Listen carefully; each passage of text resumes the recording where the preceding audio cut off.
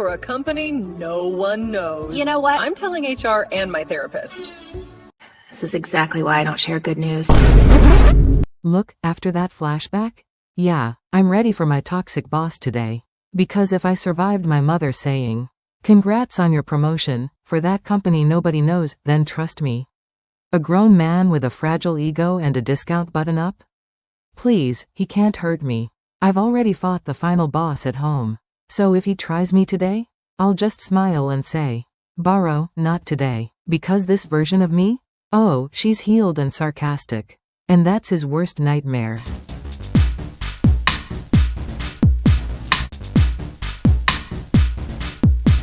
Before I walk in here today, just hear me out. That nightmare I had yesterday, him leaving me out, acting like I didn't exist, that wasn't random.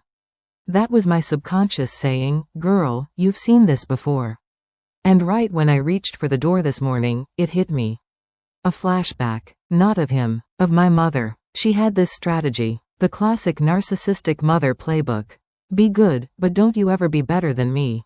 That was her rule. If I did something right, she'd smile. But if I did it too well, if I shined even a little too bright, suddenly I was showing off.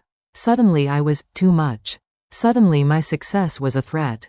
She wanted me confident, but only the kind she could control. Never the kind that could surpass her. And that's where the problem started. She'd gaslight me so I'd stay small. "You're exaggerating. Don't get ahead of yourself. Why would they pick you?" Every win became an insult.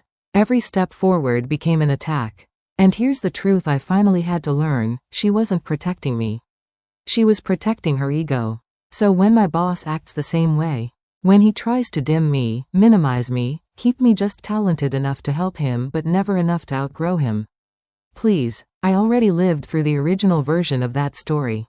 That's why today, I'm not scared to walk in here. I'm not shrinking. I'm not apologizing for existing. He thinks he's unpredictable, but I know every move already. Narcissists change locations, but their script never does.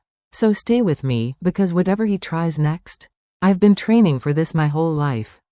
So the second I walk in, I already know something's off. That hush in the air? Yeah, the narcissist is plotting silence.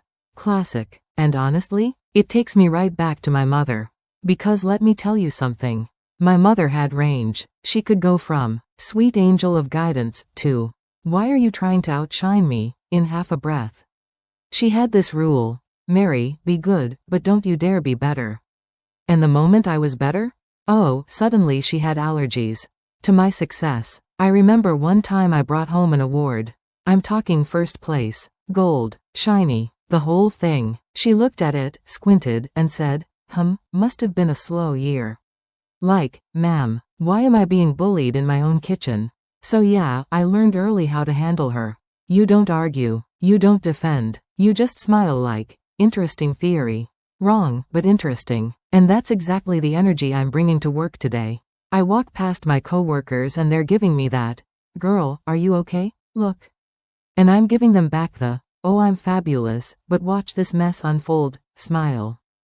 Because look, my boss is basically the corporate version of my mother. Same tactics, same ego, same reaction when someone younger, smarter, or simply unbothered walks into the room. And just like with her, I'm not shrinking for him today. If he tries to guilt trip me, I'm hitting him with, "Oh wow, that sounds personal. You good?" If he tries to undercut my work, I'll be like, "Cute." Anyway, here's the corrected version. If he tries that silent treatment power move, I'll just sip my coffee louder. Respectfully. So yeah. So I barely make it 10 steps in, and here he comes. Storming toward me like he's the CEO of Feelings Incorporated. And he hits me with, "Mary, we need to talk about how you yelled at me yesterday." And I'm standing there like, "Yelled? Yelled? Sir, if that was yelling, you would have evaporated if I ever actually raised my voice." See, this is what narcissists do. They take a calm boundary, sprinkle some tears on it, season it with delusion, and boom, suddenly they're the victim. So I look at him and I say, and I swear this came out smoother than I planned. If me speaking clearly felt like yelling, that sounds more like a you problem. His face? Priceless. He blinked like his brain needed to buffer. And this man actually tries again. He goes, your tone was aggressive. I wanted to say, my tone was CPR for your accountability. But I kept it cute. I told him, my tone was direct. You heard aggression because you're not used to women telling you no. He did a full inhale. The kind people do before they say something they'll regret at hour. So I leaned in just a tiny bit and said, are you trying to intimidate me? Because if so, you might want to try a different strategy. You ever watch someone realize they picked the wrong target? That was him, live, in 4K. And here's the funny part, as he keeps talking, the more dramatic he gets. Hands waving, voice shaking, like he's reenacting a courtroom scene that nobody asked for. Meanwhile I'm just nodding like, uh-huh. Let it out, Beyoncé. And the whole time, I'm thinking back to my mother. How she used to pull this same stunt. Twist the story, rewrite the script, play the fragile victim while being the villain. And you know what I learned? You don't fight the performance. You end the show. So I looked him dead in the eye and said, I'm not responsible for the version of me you created in your head. And just like that, silence. He froze. Show over. And I swear I heard the outro music playing in the background of his mind.